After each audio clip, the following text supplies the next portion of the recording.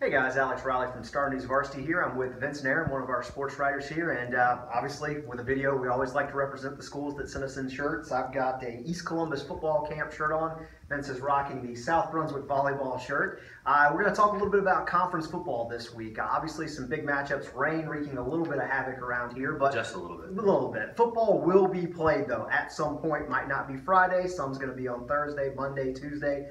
Don't know when this hurricane's going to pass, but we're still going to talk about it a little bit. Mid-Eastern Conference. Obviously, the big one we were all waiting for was Hoggard, New Hanover. That's been pushed back to Monday, but you've still got to think these are the two teams that are front runners in the league.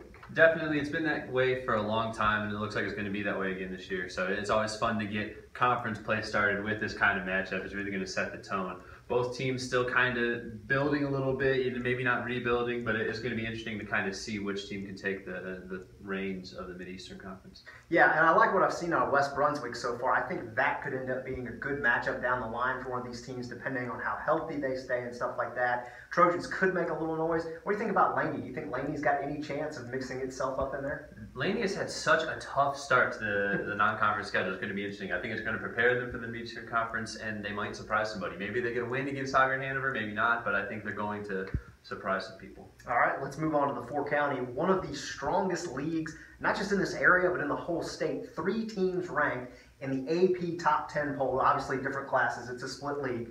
3 teams in there, and it starts tomorrow night on Friday, as long as the rain doesn't move it, with East Bladen at Clinton, 2 of the front runners. What do you think about that game? Well, I was there for that game last year, and it was really exciting. Came right down to the line. I think it went into overtime, and that set the stage for the rest of the conference. East Bladen's off to a great start. Clinton, I saw them a couple weeks ago against Hoggard. You know, they struggled, but going up against 4A team, you don't know what to expect. This is going to be another really good matchup.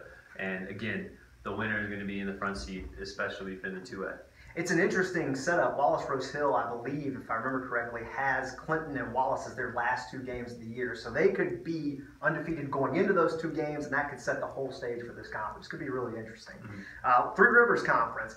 Kind of the opposite of what Wallace Rose Hill's got is what Whiteville has. Whiteville actually opens Three Rivers Conference play with Red Springs and Fairmont. They got Fairmont tonight, Red Springs next week. Those are the teams that are expected to be the front runners in that league. What do you think? You've seen Whiteville play. Do you think they've got enough firepower to keep defending that conference title? Sure, you know, they're very young, but, you know, Luke Little, the coach over there at Whiteville, compared this to what went on a couple years ago. They were kind of young, made a lot of mistakes early, really found their stride, and got better toward the end of the year, and they made a deep run in the playoffs that year, too. Definitely capable again, especially in that league. If they get out and win these 2 games, I think they're going to win another championship.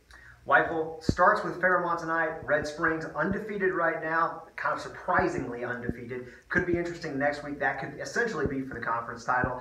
For Vince Nairn, I'm Alex Riley. We'll be back later on this season to talk a little more football.